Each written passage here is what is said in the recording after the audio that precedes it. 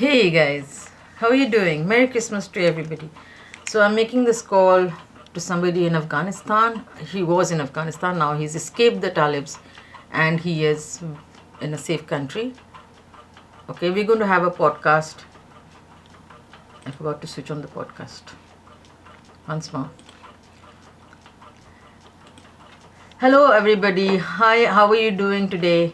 So Merry Christmas from Canada, everybody. So this is a very important podcast today. So let me make the call first of all. I'm making a call, international call to a person. So yes. So hi. We'll call you Ahmed, just to protect your identity. So how are you? Say hi to the listeners.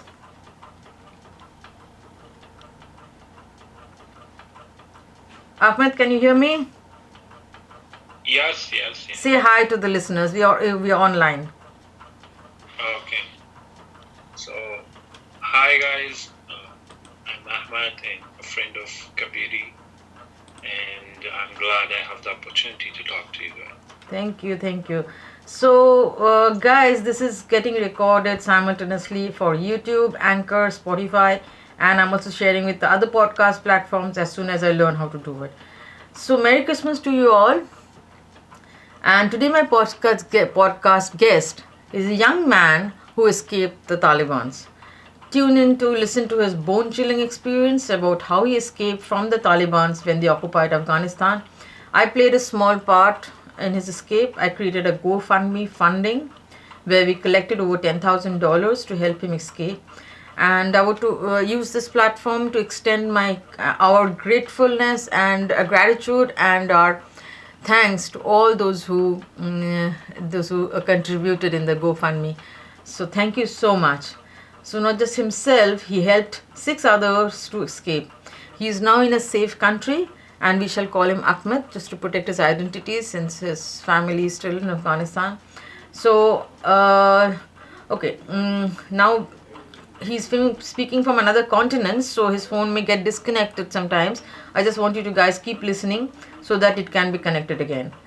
And so Ahmed, tell us how did it all begin? Because when I spoke to you last, while the Talibans were advancing Afghanistan after the Afghan government fell, you were so scared. You told me just another day and we will be under the Talibans. So tell us, how did you plan your escape and how did it begin? How did it happen? Thank you. Merry Christmas to your listeners, to everyone that is listening to this podcast at the moment. And thank you for your generosity and helping me raise the amount that you mentioned. In my personal experience, I never thought I would be leaving my country, and in the way that I did, it wasn't in my wildest imagination. Things were very changing very quickly back in the days during August 2021, the same year, and I almost ran out of ideas to plan the escape. The Taliban were moving so quickly, city by city, district by district, block by block, and they were moving ahead and they were marching towards Kabul. And by the time that the cities and provinces around Kabul fell to Taliban, I was paranoid and I thought that this is it.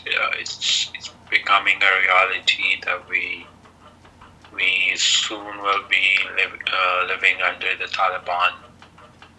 And I expected no way to escape the country. The airports were under the Taliban control. The roads were under the Taliban control. The borders were all 5 borders across Afghanistan. Those were the areas that at the beginning beginning of this collapse happened to be held by the Taliban. So in those crazy days that I should say, there were a friend who called me and said that there is a plane leaving for Europe, and you could try and you could succeed at onboarding and leaving the country. I was with my friends. It was evening, 4:00 in the evening, and I didn't believe this thing to happen to me, because the airport, the main Kabul airport, was surrounded by tens of thousands of people trying to escape the Taliban before they arrived Kabul, and there was by no means any chance to get into the airport and try to get evacuated with the international troops. And your passport was expired, you said, remember? Mine was not expired. Oh, yours was okay. I had another person with me who came with an expired passport. Okay.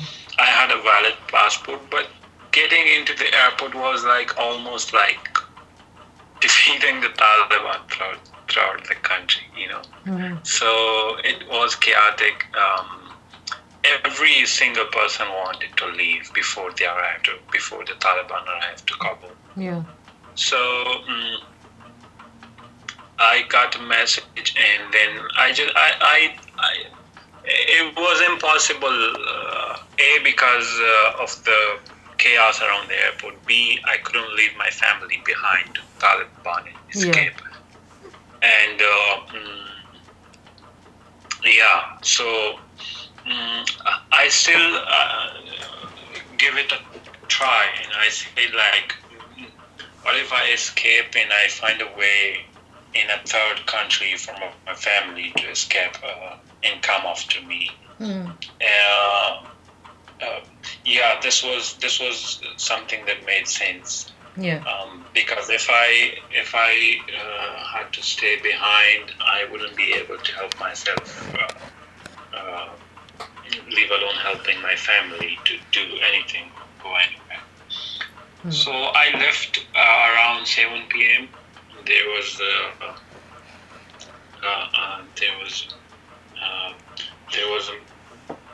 the announcement that came from the Taliban. By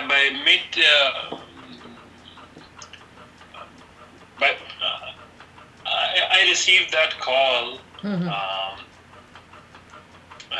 a day after the Kabul city fell to the Taliban. Oh, okay. Yeah, a day after that. Okay. So by the evening that I received the call, there was an announcement from the Taliban that nobody can move around the city between 7 p.m. to 5 p.m. in the morning. 7 p.m. in the evening and 5 a.m. in the morning. So I left my family exactly at 7, my house. Okay. Exactly at 7 p.m. I took the risk. That was a big risk. Big risk you took. It was a big risk, but I took it because the Talibans were not organized when they arrived in Kabul.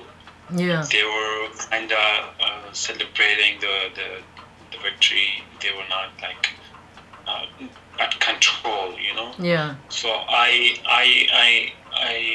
thought that if more days, the more they spend the time in Kabul, they will get organized, and they will have checkpoints, and they will have stoppings, and they will have control over the city. So it was the best time to take that risk, because they were stopping nobody. They were celebrating their win. So I went to stay with a friend near the airport. Yeah. Because we had this flight scheduled for tomorrow. So how did you travel from your home to the airport? Did you go by car or public vehicle? It was a public bus. But okay. Because I didn't try to take a taxi because we could have been stopped. Yeah. A public bus or transport vehicle is more like you have 30 to 40 people, and like you're not just alone to be specified or identified. Yeah. Okay. And also it was late. Back in those days, I remember we had no power and electricity in Kabul. It was like 1 day of electricity in a week. So Oh my God. by the time it was evening, it was already dark, and so there was chaos around the city. So I just tried to get into a friend's house near the airport. We were told to be at the XYZ gate, airport gate tomorrow by 5 a.m. And 5 a.m. was exactly the time that the Taliban announced that you cannot move around the city. Oh, okay. So you escaped like on the edge of the knife. It was like on the edge of the knife. Yeah. Yeah, from my house, yeah, but from the country. So how did you board the plane? Like, so how did you get into the plane? Let's not, mention the particular army who helped you, but I know your army people helped you. We cannot mention the army because to protect your private security, protect your privacy. So tell me about that army. Let me tell you what happened during the night that we stayed at our friends. Okay. I came back to the house gate, main gate, and I saw from a spot I saw that there was a Taliban vehicle which was checking the house next to my friend's house. Like they were at night, they were like they were there to check and search a house, and I was like, wow. And my friend was a government worker, and I was like, we shall be next to be searched. That was very scary, but luckily we escaped that, and they didn't try to search this particular house. Okay. So in the morning we woke up, and by the time it's 5:10, we left the house to not break the rules. We took a taxi to that particular XYZ gate. Yeah. And when we arrived to the gate, this gate was not a proper gate. It was just a new gateway that the army have built to distract the other tens of thousands of people from getting into the airport. It was a new, what do I call it? It was a new entrance or something.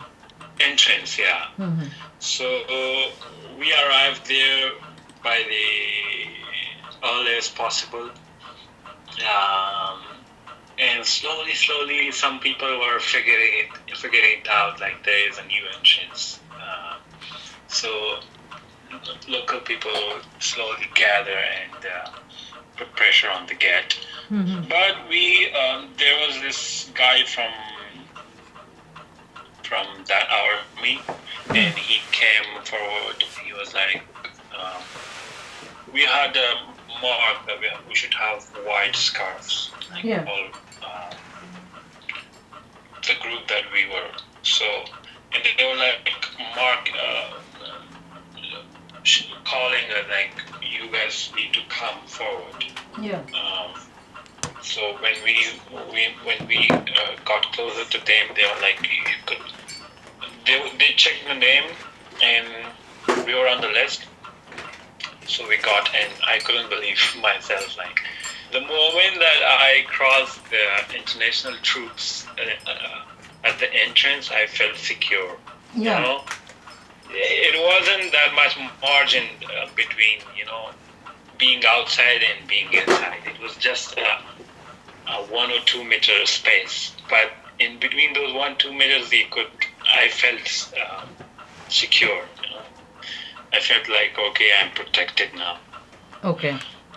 But I couldn't believe it. I was like, there could be some error along the way. Maybe the list is not the final list. Maybe. But I couldn't believe it that we could fly. Yeah. And, escape.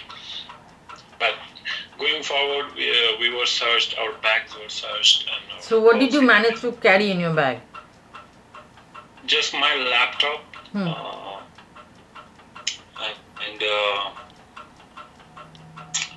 passport and nothing else. One pair of clothes, shoes, my brother, my uncle, and me. So your brother also That's it. could not carry anything except for his clothes that he was wearing, probably. Yeah, exactly. So when we got in, there was because it was an international evacuation process, like there were other countries involved too. So they had their own space, like Germany had their own space. You can say America, the US had, Canada had their own space. So every single country, like there were 20 plus countries that were evacuating people. Okay. So they all had their own area of bringing people and then registering them and then flying them out. We went to this camp organized for us inside the airport, and we arrived there by 9 a.m. in the morning, and we stayed there until 10 p.m. in the night. So you arrived in the country where you were taken, which? No, inside the airport. Inside the airport, okay. So once you got into the airport. More people inside and then organize it inside the camp and then fly them out. Oh, okay. Yeah, so there we stayed like for almost 15 hours. So that was a safe zone. Like once you got in, you are. It was a safe zone, but there was shootings around the airport. Oh. And I asked some people like, what's happening? And they were like, Talibans are trying to distract people from entering the airport, or threaten them to not enter the airport and not create chaos.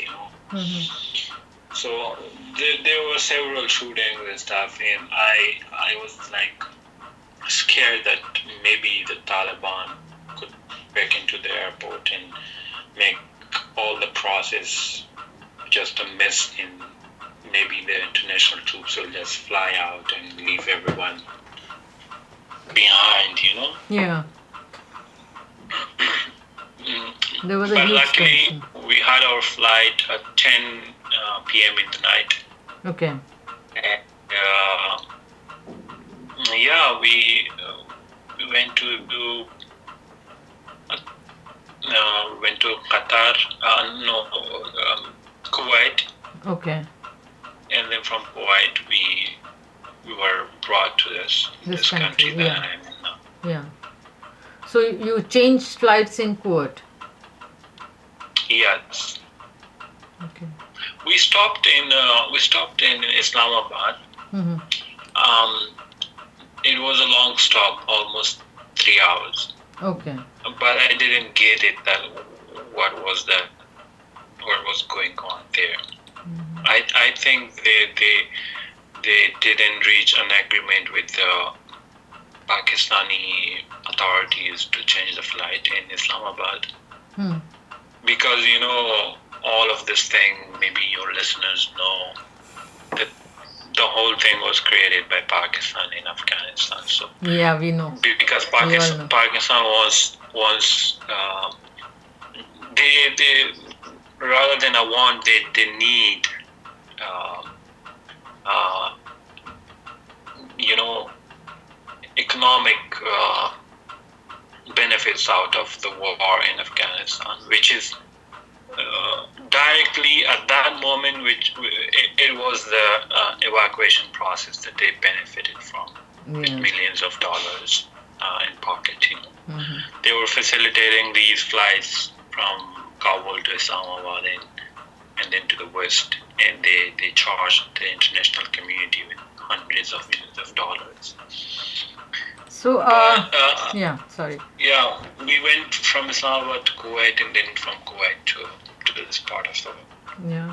So now that you're happily settled here, and we are glad to say, we got to mention that it's because of the contributions from different people, thousands of people on GoFundMe, that Ahmed is now living happily with his family. Yes, they're really tight as far as funding is concerned, because they have to still get their papers in March, and then only they can start working, and a whole lot of technicalities involved in this. But they're in a peaceful country, and his brother is attending school, and both of them, they're looking for jobs, they're hunting for jobs. And okay, now, but his family is still in Afghanistan. So Ahmed, tell us, what is the situation, status of your family? Are they working? Are they at home? How are they doing? Um, yeah, my family is at the moment that I'm talking to you. My sisters are not going to school. My brothers are not going to school.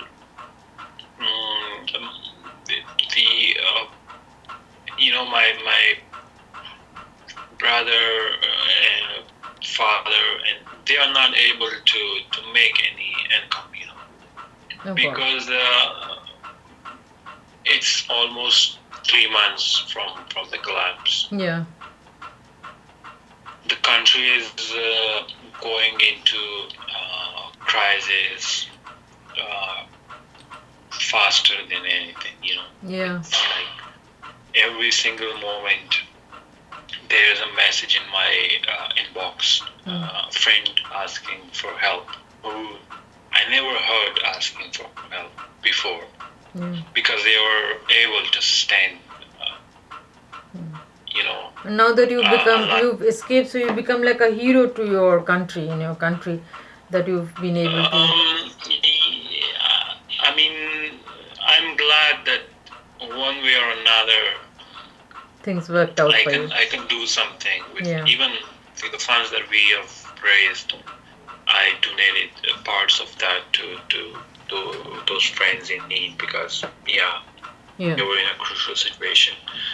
But the situation, not just for my family, but everyone, is so tense in terms of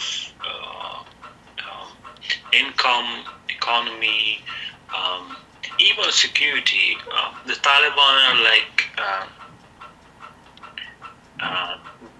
they are still searching houses. They are still pinpointing people. They are still targeting people. My God. But that is not breaking into the news, that Yeah. those stories. Lots of news has been. So, News is stopped covering completely. That's the thing. yeah, it's so scary, and it's so insecure that whenever you step out of your house, you are in danger of being shooted by a Talib, or be stopped and abused by a Talib soldier or the ground soldier. That's right. Anything can happen to you. There are videos and stories on social media, and I hear from my friends that young people were shot dead in the city centers because they didn't stop their car for a ground Talib soldier. That's very wild. In if you can imagine, by a single mistake as small as that you didn't notice to stop for a ground soldier, Yeah. you could be Anywhere in the charted. world, they would give you a ticket if you not obeyed the laws. They would just give you a ticket. It's not law. It's not It's law. not I even mean, law. Yeah, they don't have any it's laws. not even. They don't even have police. They don't even have checkpoints. It's just a random Taliban standing somewhere in the city. And if he dislike you, if He just shoots you. is mad, if he has a mood swing, you could be shot dead. It's like, why didn't you stop just by crossing and you just didn't check with me? It's not law. Yeah. So And it's completely, the country is in danger, I would say, not just my family. Yes, we have to have international communities speaking up for this, but I think international communities have stopped speaking about this, and even news portals have stopped giving out news about the, and people have started kind of accepting the Taliban to be a part of the government, international government, and even big international entities are holding talks with the Taliban. So it's a crazy situation we are living in, and we just want the nightmare to pass. But like Ahmed and others who he helped 6 others escape. I just we have to wind this up now. So I just hope you guys have now settled in one place. Just get your family over as soon as possible, as fast as possible, and for that, if we can have some more donations, I'm asking my listeners to please let me know if you can donate something.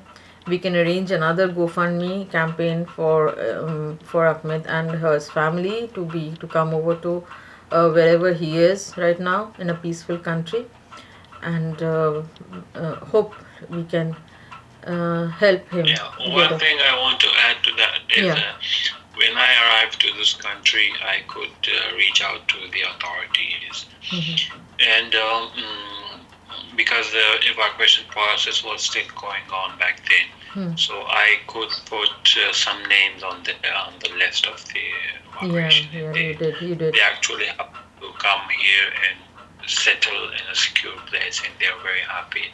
That's remarkable. That is why so many people are now reaching out to help them, for you to help them. But we want to help them together. Like, we want the entire world community to come forward and help the Afghans, because there's nobody speaking for them anymore. So we want. I am starting this podcast with that hope that people come forward and start, advocating this once again. So thank you, Ahmed, for all your bone chilling experience that you had. I'm sure our listeners are going to be going to really be listening to this. I don't know how they're going to react.